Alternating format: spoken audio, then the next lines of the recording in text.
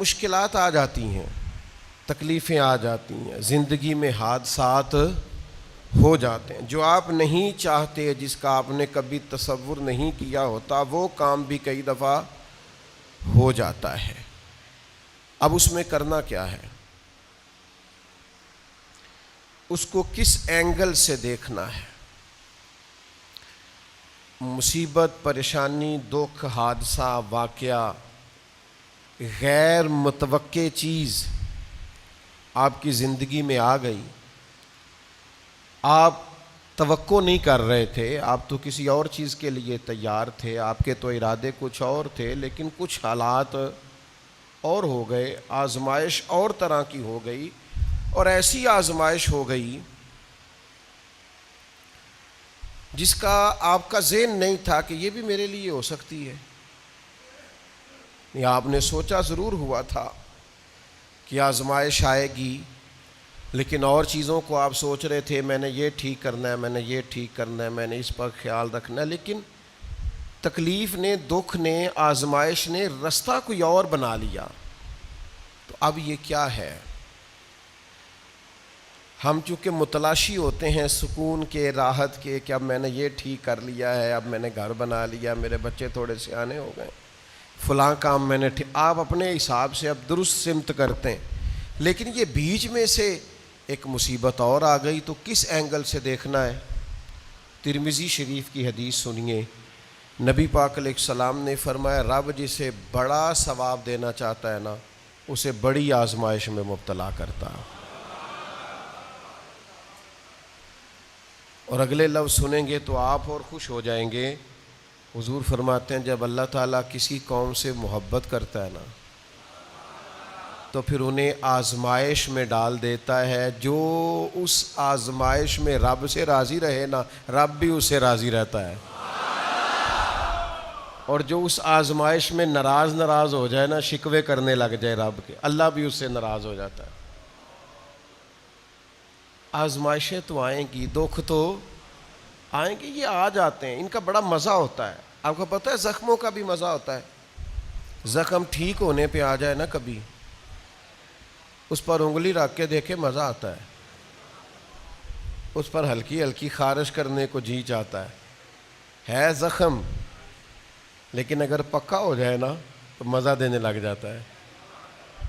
زخموں کو پکا لو، زخموں کو پختہ کر لو، یہ مزہ دینے لگ جائیں گے۔ اگر آپ زخموں کو پکائیں گے نہیں، کچا زخم رشتہ ہے، لیکن پکا ہو جائے پھر مزہ دیتا ہے۔ تکلیف اگر آپ سمجھیں کہ میرے محبوب کی طرف سے آئی، ویسے محبوب پہ غصہ نہیں آتا، پتہ آپ کو؟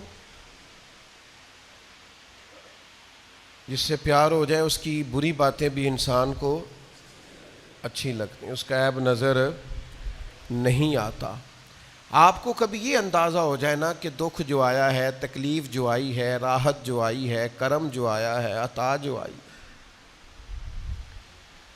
تو یہ آئی ہے محبوب کی طرف سے، یعنی دکھ آیا ہے، آیا کدھر سے ہے؟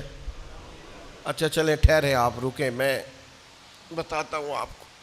میں ایک دفعہ نا کچھ بیمار تھا زیادہ، اور منفرد بات یہ، انوکھی بات یہ کہ میرا ایک بچہ بھی بیمار تھا، اور اس پر تھوڑی سی مشکل یہ کہ کچھ چھوٹی موٹی ارد گرد کی پریشانیاں بھی تھیں، یہ تعمیری کام چل رہا ہے، فلانا کام چل رہا ہے، فلانا کام چل رہا ہے، تو سمجھ لیں 5 10 20 چیزیں اکٹھی ہو گئیں، تو میری طبیعت پر کچھ بوجھ بن گیا، دل تھوڑا سا وزن محسوس کرنے لگا، اور ذرا تھوڑی سی بے چینی اور اضطراب طبیعت میں پیدا ہونے لگا۔ یہ ان کے بعد آ جاتا ہے کبھی کبھی،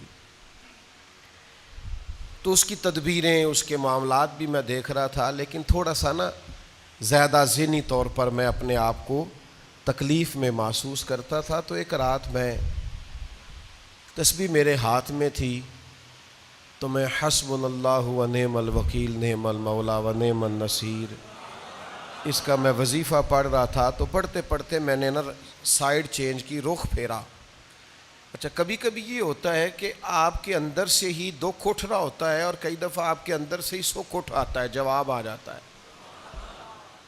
یعنی آپ کا دل بھی تو مفتی ہے نا، وہ بھی تو فتوے جاری کرتا ہے نا.